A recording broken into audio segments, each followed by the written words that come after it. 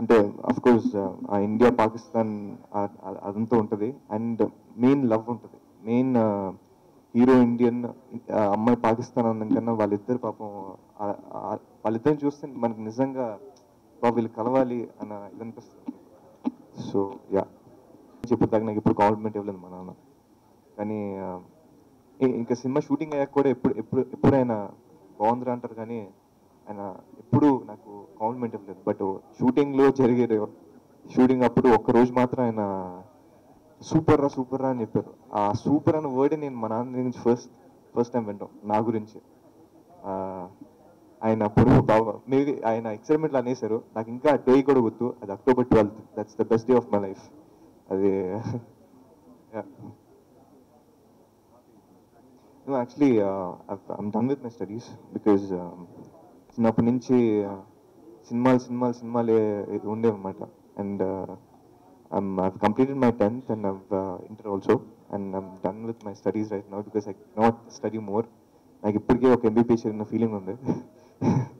So inter finish చేసాను sir. So ఇంటర్కి నాకు పెద్ద MBBS చదువుకున్న ఫీలింగ్ వచ్చింది నాకు. ఎందుకంటే సినిమాల మీద పిచ్చి అలాంటిది నాకు. చిన్నప్పటి నుంచి సినిమాలు అదే ఉండేది. So I didn't study much, chapter close అంతే. అండ్ ఐమ్ వెయిటింగ్, వాళ్ళు కానీ సినిమా చూసి నచ్చితే I'll be more than happy. Sandeep Chowdary గారికి నిజంగా థ్యాంక్స్ చెప్పాలి. ఎందుకంటే మేము ఆయన్ని సినిమా పెట్టుకున్న వెంటనే స్టోరీ విన్నాక music is the back bone of the film అనిపించింది. కానీ ఆయన అంత మంచి మ్యూజిక్ ఇస్తాను ఎక్స్పెక్ట్ చేయలేదు. అండ్ ఇప్పుడు సాంగ్స్ కూడా రిలీజ్ అయిపోయి చాలా మంచి రెస్పాన్స్. ఆ లవ్ ఫీల్ మాత్రం ఆయన చాలా బాగా ఇచ్చారు. అండ్ రికార్డింగ్ కూడా చాలా బాగా చేశారు.